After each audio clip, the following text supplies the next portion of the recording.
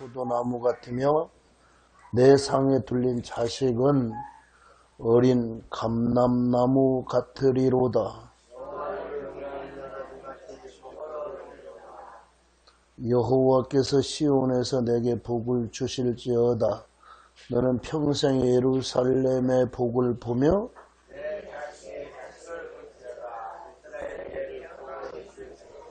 아멘. 기도드립니다. 좋으신 아버지, 한없는 은혜와 사랑 감사합니다. 무더운 날씨, 지친 몸 이끌고 귀한 밤 나왔습니다. 주님, 하나님 앞에 나왔지 않습니까? 우리의 몸을 회복시켜 주시고 주의 말씀을 담아가지고 갈 수 있는 귀한 밤이 되게 하시옵소서. 예수 그리스도 이름으로 감사기도 드립니다. 하나님께서 우리에게 허락해 주신 복이 세상에 참 많습니다. 우리에게 허락해 주신 복 중에 최고의 복은 예수 믿고 제사함 받고 구원함 얻은 겁니다. 그 복이 다른 것과 비교하여서 비교할 수 없는 최고의 복이라는 것은 두말할 것도 없습니다. 그렇다고 해서 하나님이 우리에게 주고 싶어 하시는 복이 구원 그것만 전부냐? 그렇지 않습니다. 하나님이 저와 여러분을 사랑하셔서 우리에게 주시고 싶어 하는 게 너무 많습니다. 그래서 세상엔 수도 없이 많은 복들이 있어요. 그런데 그 복들은 위험성이 있습니다. 그 복에 중독이 있습니다. 독이 있어요. 지나치게 집착하는 거예요. 그래서 그 복을 주신 하나님을 부인하고 복 자체를 자기 하나님으로 삼게 되기가 쉽습니다. 그 하나가 만모니즘이라고 할 수 있을 겁니다. 물질과 물질의 넉넉함과 부요함은 하나님이 우리에게 주신 복 중에 하나예요. 그런데 그 복을 너무 탐닉하다 보니까 물질을 하나님처럼 섬기고 그것에 집착하는 경우가 세상에 얼마나 많은지 모릅니다.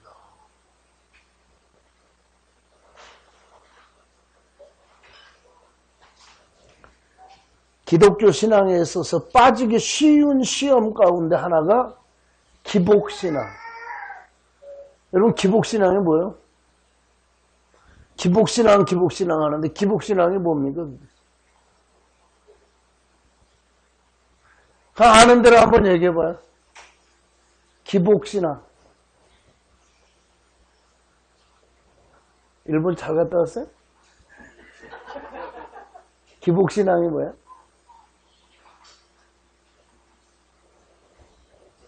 알긴 아는데 어떻게 말할 수가 없어? 기복신앙이 뭐예요, 여러분? 그거 한번 얘기해봐요. 조집사님 한번 해봐요. 예? 기분 좋을 때만 믿는 신앙?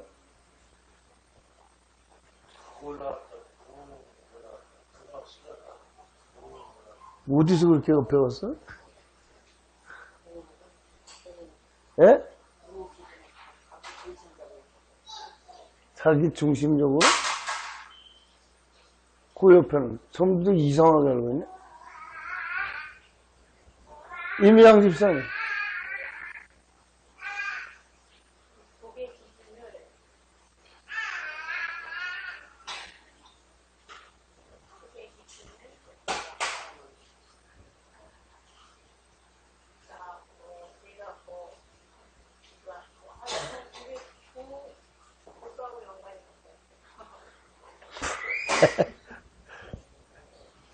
윤호래 집사님, 기복신앙이 뭐예요?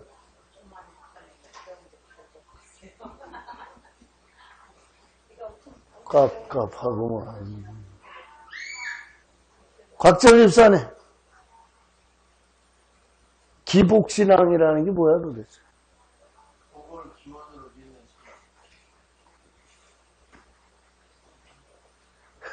막 던지기 시작하는 거야 또?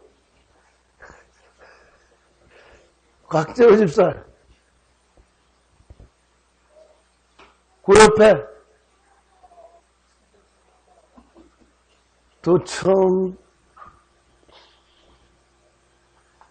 이호기 집사님이 얘기해줘봐. 아, 참 답답하.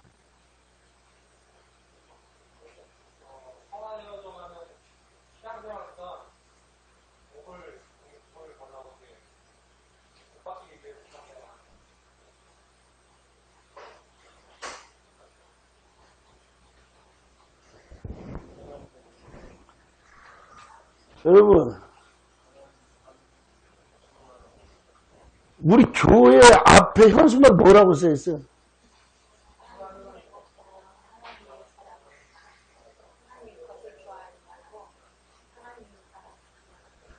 하나님보다 하나님 것을 더 좋아하는 사람이 기복신앙인 거예요.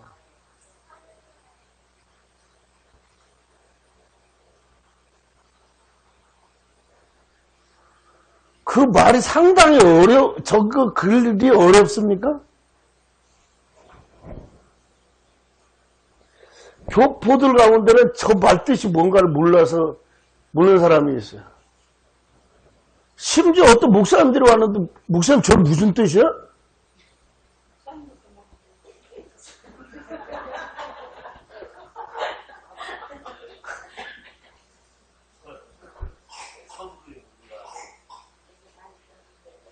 깝깝하네.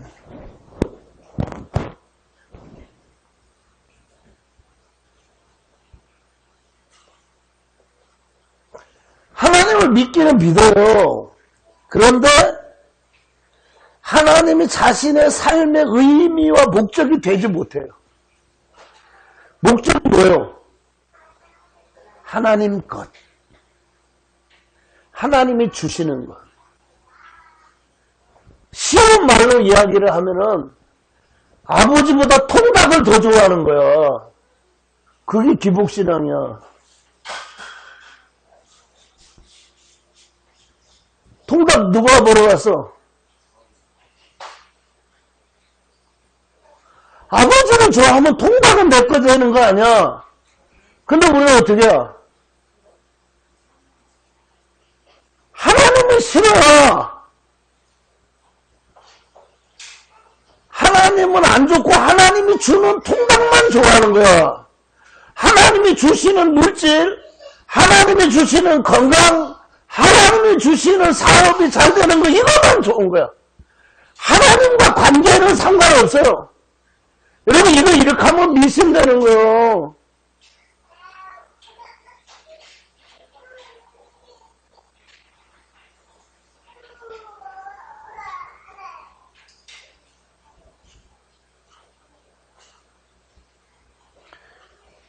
하나님은 수단이 아니고 하나님이 목적이에요, 여러분.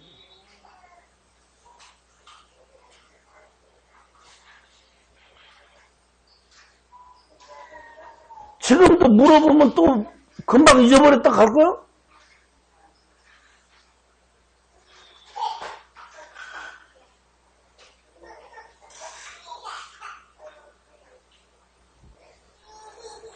기복신앙 그렇게 귀가 닳도록 이야기하고 써서 붙여가지고 맨날 그거 보라고 그러는데 기복신앙이 뭐야?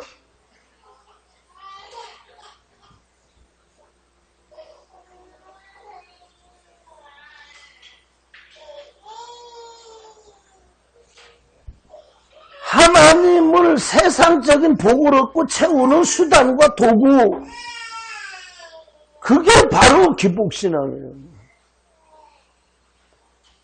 잘 생각하면 여러분 기복신앙 가지고 있었잖아. 기복신앙이 좋은 거예요? 나쁜 거예요? 나쁜 건 알아요?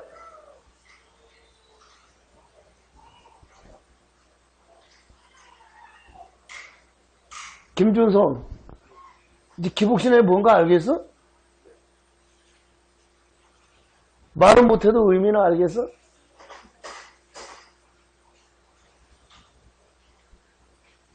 정 설명이 안 되걸랑 아버지보다 통닭을 더 좋아하는 게 기복신앙이라 그래요.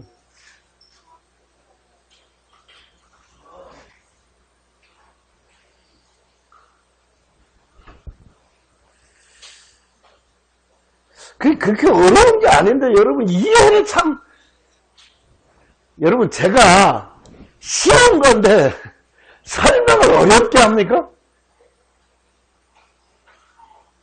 그동안 그렇게 설명을 했는데, 왜 모르셨을까?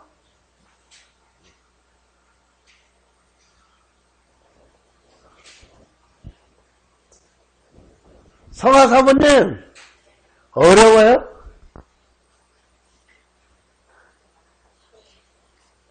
예? 1914님, 어려워? 어려워요. 기복신앙이 뭔가 알겠어요?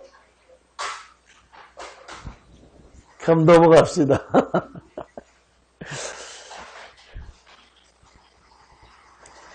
그런데 이 세상에는 이와 같은 기복신앙의 그 위험에 빠지지 않도록 하기 위해서 아예 세상 복은 악하다, 부정적이다 이렇게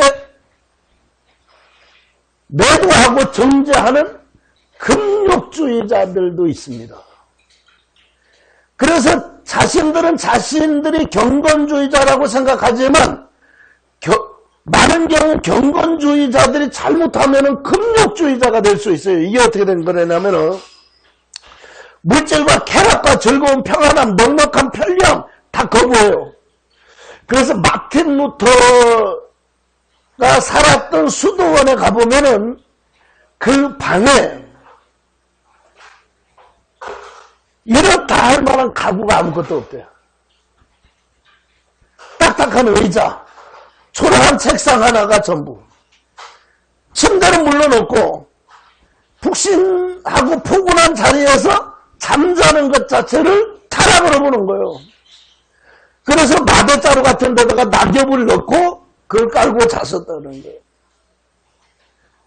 당연히 식사도 험했고 불편한 자리에서나마 충분하게 잠을 편안하게 잔다. 그것 역시 죄라고 여길 정도로 생활이 엄격했다고 그래요. 하나님 한 분에게 집중하기 위해서 저들은 참으로 상상하기 어려운 극기의 삶을 살고 있었어요. 당연히 결혼하지 않지요. 왜? 결혼해서 쾌락을 누리면은 이건 하나님을 잊어버린다. 하나님과 멀어진다. 자식을 낳아 자식들을 돌보며 재롱을 보며 행복을 누리는 것조차 금기시했어요. 과연 그 사람들이 그렇게 하는 것에 대해서 하나님이 감동하셨을까? 저들의 그와 같은 삶을 기뻐하셨을까? 저는 아니라고 생각을 해요. 저는 하나님이 저도 그렇게 살기를 원하신다는 생각이 전혀 안 들어요. 너는 잠도 편안히 자지 말고 침대에 자지 말고 딱딱한 의자에 앉아가지고 그냥 앉아서 그대로 자거라. 눕지 말아라. 그러지 않으실 것 같아요. 잘 때 편히 자라. 놀 때는 즐겁게 놀아라. 먹을 때 맛있게 먹어라. 그러실 것 같아요.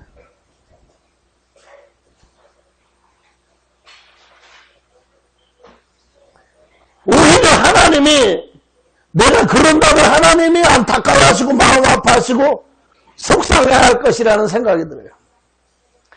하나님은 세상과 물질과 쾌락에 빠져서 하나님을 잊어버리고 사는 쾌락주의자, 물질에 빠져서 하나님을 잊어버리는 물질주의, 기복주의자들은 안타까워도 하지만 반대로 경건이라고 하는 이름으로 자기를 학대하며 하나님이 허락해 주신 즐거움, 여유, 기쁨, 쾌락, 넉넉한 걸 다 부인하고 살아가는 금욕주의자가 있다면 그 사람에 대해서도 속상해 하실 것 같아요.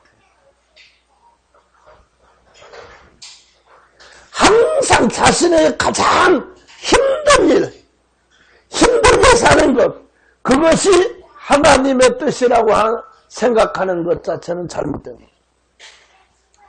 즐겁거나 재미있는 것을 무조건 타락 또는 타협으로 매도하는 것은 위험한 일입니다. 마태복음 11장 19절을 보면은 임자로 와서 먹고 마시며 말하기를 보라, 먹기를 탐하고 포도주를 즐기는 사람이요 세리와 죄인의 친구로다. 예수님에 대해서 사람들이 그렇게 평을 했어요. 이 짧은 말씀 속에 우리는 예수님의 새로운 모습을 볼 수 있어요. 그런 뭐냐, 먹고 마시는 것, 죄인들하고 먹고 마시는 것도 예수님은 즐기셨다. 죄인과 세리와 허물없이 지내셨던 자유인의 모습. 저는 땀방울이 떨어지는 핏방울처럼 되도록 기도하시는 예수님 모습에도 은혜가 돼요. 감동이 돼요. 그러나 허물없이 그런 죄인들하고 같이 즐겁게 먹고 마시는 것도 너무 저한테는 은혜가 되고 감동이에요. 우리는 너무 경건과 영성이라는 이름하에 사람을 잡는 경우가 많아요. 그래서 루터가 종교개혁하던 당시도 고행을 어떻게 하려고 그 많은 계단을 걸어서 가면 안 돼요. 무릎으로 기어 올라가요. 기어 내려오고 기어 올라가고.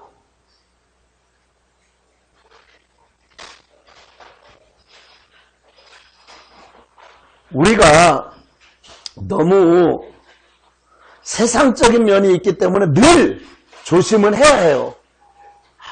깍딱하면 그건 중독성이 있어서 내가 자칫 잘못하면 하나님보다 그걸 더 좋아할 수가 있어요.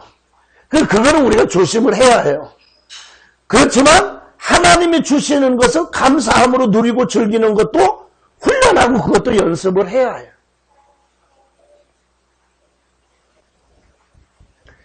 하나님이 우리에게 주신 복들이 많이 있지만 가장 큰 복 중에 하나가 가정의 복이라고 얘기해요.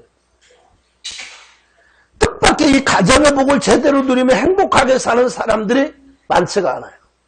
저는 오늘 하나님 전에 나와서 예배하는 저와 여러분이 다 가정의 복을 누리고 행복하게 사셨으면 좋겠습니다. 그게 하나님의 뜻이라고 생각해요. 오늘 본문에 복된 가정에 대한 하나님의 약속이 있어요. 하나님의 약속을 살펴보면 하나님은 어떤 가정을 복된 가정이라고 정의를 하고 계시는지 알 수가 있는데, 하나님 말씀하시는 가정은 참 인간적이요, 어떤 면에서 보면 참 세상적이에요. 그래서 저는 그게 좋습니다. 복된 가정을 위해 하나님이 약속해주는 첫째 축복이 뭐냐? 손이 수고한 대로 먹는 복이에요. 사업의 형통과 경제적인 안정이라고 해석할 수 있어요.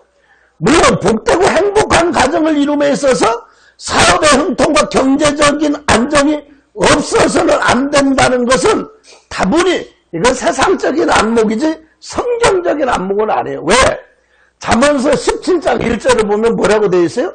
마른 떡 한 조각만 가지고도 화목하는 것이 육생의 집에 가득하고 다투는 것보다 낫다. 그런 말씀이 있어요. 경제적인 안정과 형통보다 중요한 것이 있다는 이야기예요. 육성이 가득한 것보다 더 중요한 것이 있다는 이야기잖아요. 그런데도 불구하고 하나님의 복되고 행복한 가정을 위하여서 사업도 형통하고 경제적인 안정도 무시를 하지는 않으셨다는 거예요. 그리고 그것을 약속해 주셨습니다. 사시다 보면은 예수 잘 믿고 말씀대로 살려고 하는데도 하는 일이 어려움이 있고 경제적으로 힘든 때가 있습니다. 그와 같은 어려움을 겪고 있는 하나님의 자녀들에게 그럼에도 불구하고 하나님을 경외하고 그 말씀대로 살려고 애쓰면 반드시 형통하고 안정된 삶을 사는 나를 내가 너희한테 약속을 해주시겠다. 약속을 하셨어요. 그 말씀을 하시는 하나님이 저는 참 좋습니다. 하나님이 약속해 주신 것이니 하는 일이 형통함과 경제적인 안정을 함부로 그걸 너무 우리가 우습게 여기지 말고 죄시하지 말고 감사함으로 받고 그걸 잘 누리면서 살 수 있는 큰 은혜가 저와 여러분 모두에게 있으시기를 주님의 이름으로 부탁을 드립니다. 이 두 번째 말씀하신 부분이 부부 사이의 복이, 오늘 본문 말씀은 그것을 내 집에 있는, 내 집 내실에 있는 내 안에는 결실한 포도나무 같을 것이다. 포도 농사를 짓는 농부에게 가장 행복한 것은 가을에 결실한 포도나무를 보는 것일 겁니다. 평생 살면서 부부 사이가 서로 결실한 포도나무 보는 것 같다면 세상에 그 이상의 더 복은 없을 거예요. 3, 40년에 함께 사는 부부 100명, 100상 중에 부부 사이가 오늘 본문화에 말씀하시는 것 같은 그런 부부가 과연 몇 쌍이나 될까? 프로테제로. 저는 여러분이 하나님으로부터 좋은 부부 사이와 관계의 복을 받으셨으면 좋겠습니다. 그 복을 여러분이 마음껏 누리고 사시면 참 좋겠어요. 하나님이 만드신 이 세상에 두 기관이 있다고 그랬어요. 뭐예요? 첫째가 맨 처음에 하나님이 만든 기관이 뭐예요? 가정이에요. 두 번째가 뭐예요? 교회예요. 그거 하나님이 직접 만드신 거예요. 인간을 남자와 여자로 만드시고 동시에 가정을 만들으셨어요. 가정을 하나님의 가장 중요한 축복의 통로입니다. 가정은 여러분 돈으로 만들지 못하는 거예요. 사랑과 이해로 만드는 게 가정이에요. 그런데 많은 분들이 가정을 돈으로 만드는 줄 알고 있잖아요. 그렇지 않으세요? 여러분은 어떠세요? 가정을 돈으로 만든다. 아멘? 가정은 돈으로 만들 수 없다. 아멘?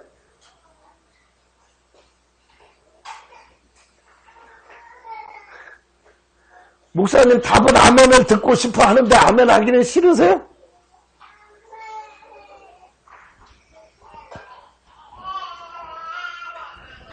보세요.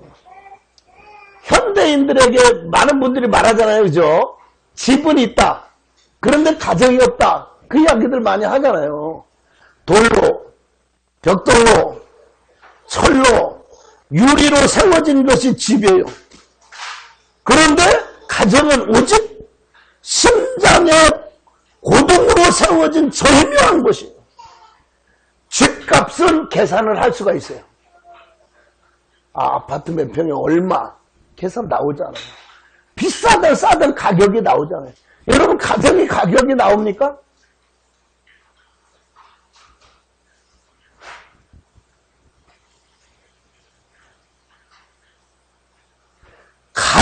가격을 말할 수 있는 사람은 아무도 없어요. 지금 한국 사회는 가족 해체라는 병의 현상이 열병처럼 퍼져나가고 있어요. 돌이켜봐요.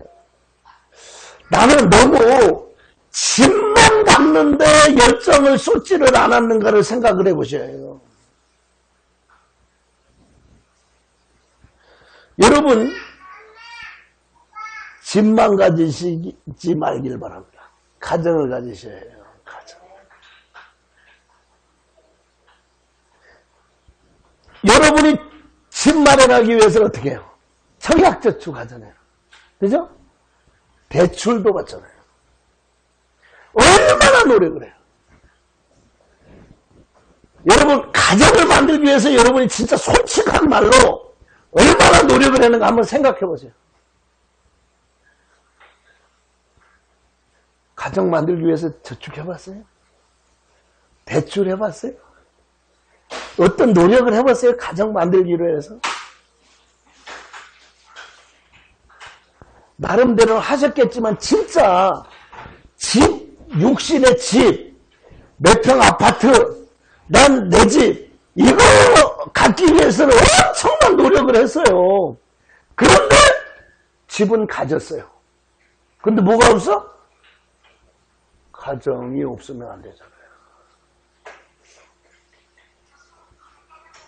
여러분, 가정하고 집하고 어떤 게 더 비쌀 것 같아요? 가정이 더 비싼 사람 하면? 집이 더 비싼 사람 하면?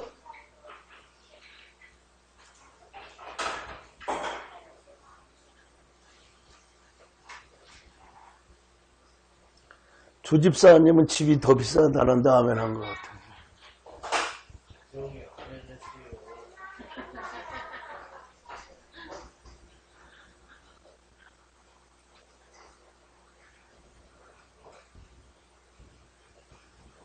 여러분은 집 준비하는 것도 노력하셔야죠.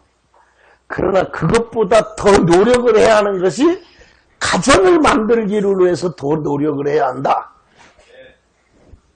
여기에 아멘 하시고 그렇게 살아가시는 여러분이 되시기를, 가장 행복한 가정, 하나님께 영광 돌리는 가정, 가문을 빛내는 가정 만드시기를 주님의 이름으로 축원을 드립니다. 진짜 집을 마련하기 위해서 준비하는 것 반만큼이라도 노력을 해봤으면 좋겠어요. 그걸 못하고 있어요. 우리 가정에 대해서 말씀하시는 하나님의 음성을 들으실 수 있는 저와 여러분들이 되시기를 주님의 이름으로 부탁을 드립니다. 가정의 남녀의 만남은 누가 만나게 해주셨어요? 하나님이? 그렇게 믿으세요? 그걸 보세요. 하나님이 여자 하와를 남자 아담에게 이끌어 오셨다 그랬어요. 그럼 누가 만나게 한 거예요? 만남을 주도하신 분이 누구요? 하나님이에요. 인간을 만난 거예요. 만남은 절대 우연이 아니에요. 하나님이 만나게 하셨어요.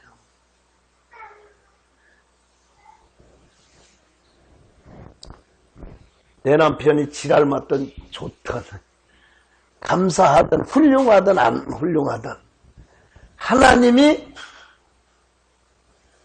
끌어오셔서 나를 끌고 가셔서 그 남자를, 그 남편을, 그 아내를 만나게 하셨다. 그렇게 믿는 분 아멘 해보세요.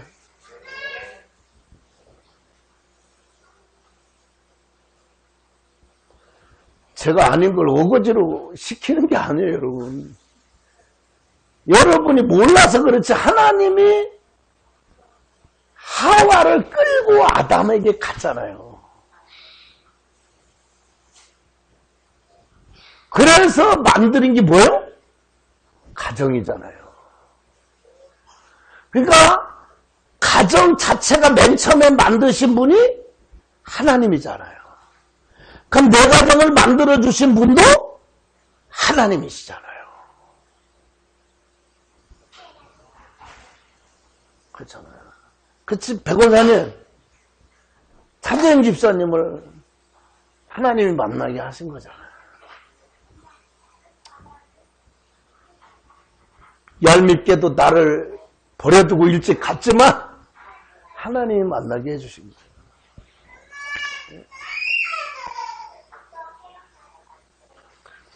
그래서 인간의 만남에는 창조의 의미가 담긴 하나님의 뜻이에요. 만나서 서로 사랑하는 것이 하나님의 뜻이에요. 그래서 결혼을 갖다 뭐라고 그래요? 하나님이 짝지어 주신 것이다 이렇게 말하죠. 모든 만남이 신비로운 거예요. 부부의 만남, 부모와 자식 간의 만남, 이 신비로운 거예요. 오늘 사람들은 자기들이 좋아서 만났으니까 자기 마음에 들지 않으면 헤어져도 된다는 생각을 합니다. 그러나 그 만남은 하나님의 계획이에요. 하나님 만나게 하신 거예요. 우리 그걸 우습게 생각하지 마세요. 거기 여러분 마음에 의심이 되는 사람 오늘부터 기도해 보세요. 진짜 하나님 만나게 하신 거예요? 이거 하나님 만나게 하신 거예요? 목사님 그러는데 하나님 만나게 하셨다는데 왜 하나님 이런 사람 만나게 하셨느냐고. 진짜 하나님 만나게 하신 거예요? 기도하세요. 그러니까 형부가 택시 타고 가다가 멀쩡한 남자 만나가지고 가서 이거 한번 만나봐라. 누가 한 거야 그거.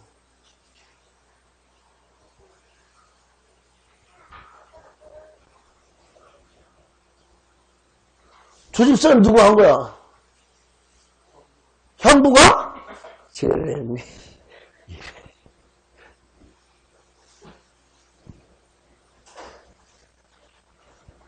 형부가 있으니까 헤어져도 되는 거야?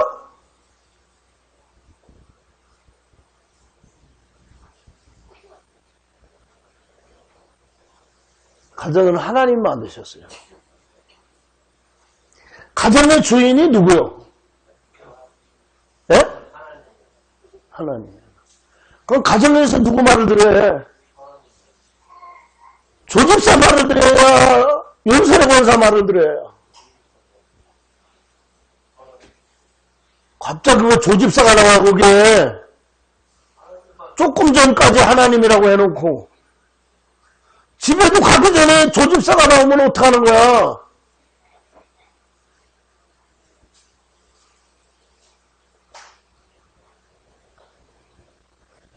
아니, 여기서 조집사 말을 들어야 한다. 가면은 저기 가다가는 말할 것도 없고, 집에 가서는 말할 것도 없지. 하나님 말을 들어야지.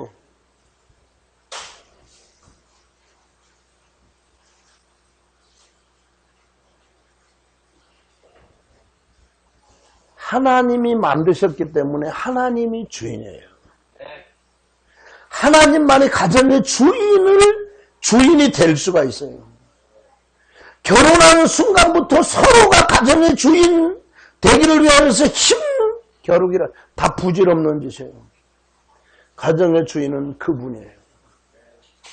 한국 사회 남편은 우리 집 주인이라고 하고 아내를 안 주인이라고 하는데 남편은 법적으로 집주인은 될 수 있어요. 가정의 주인은 하나님이에요.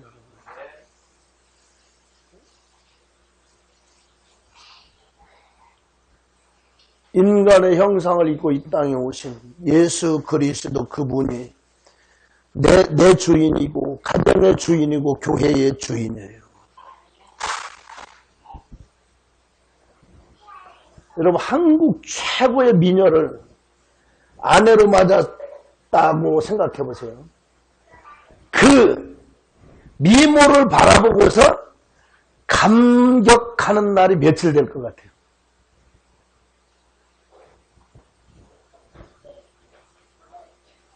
조연수 집사님이 미스 코리아하고 결혼을 했다. 세계 미스 월드하고 결혼을 했다. 그 사람을 보고 감격하는 날이 며칠 될 것 같아요.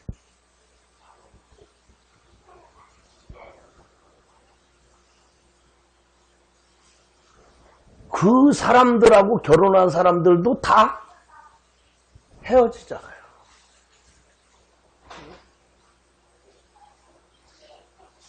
그러나 저와 여러분의 그 마음, 인격을 보고 감탄은 평생 할 수도 있는 거예요. 그 사람의 마음씀을 보고 그 사람의 마음됨을 보고는 어제도 오늘도 내일도 할 수가 있는 거잖아요.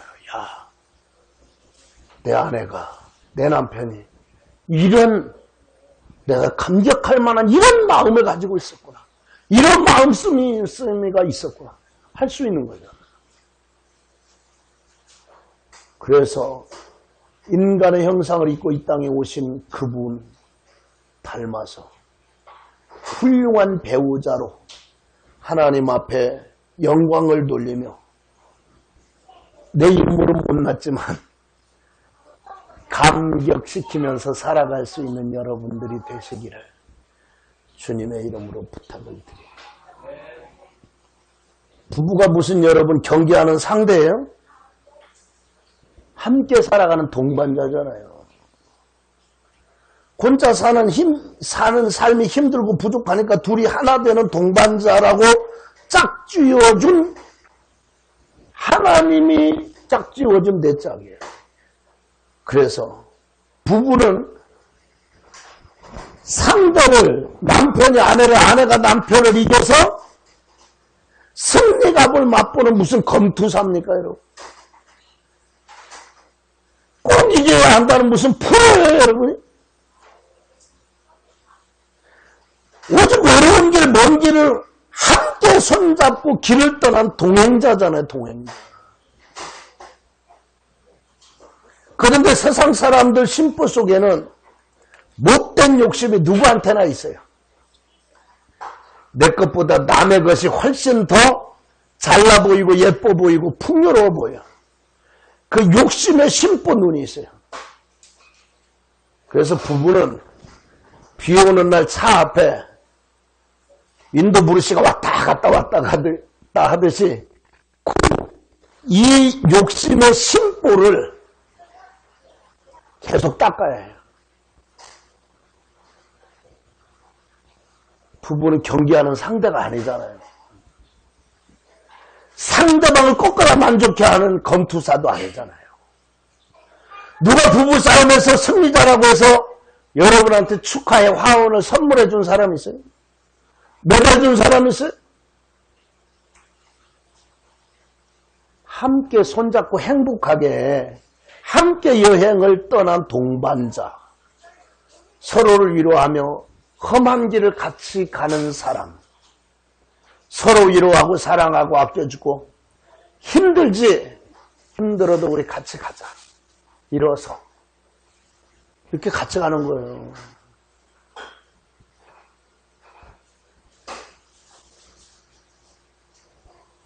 그만할까요? 주무시는 사람이 한 사람도 없었어요. 그래서 그만하려고 그래.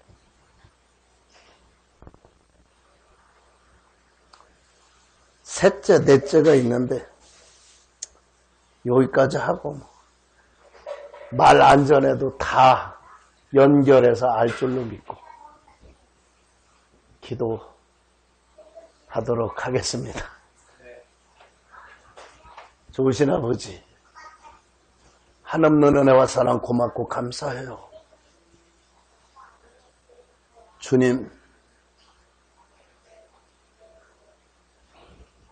행복한 가정, 하나님께서 만들어주신 가정인데 우리 하나님의 사람으로서 서로가 사랑하며 행복하게 살아가는 것을 부정하고 매도하고 정죄하는 금욕주의자들도 있습니다. 물론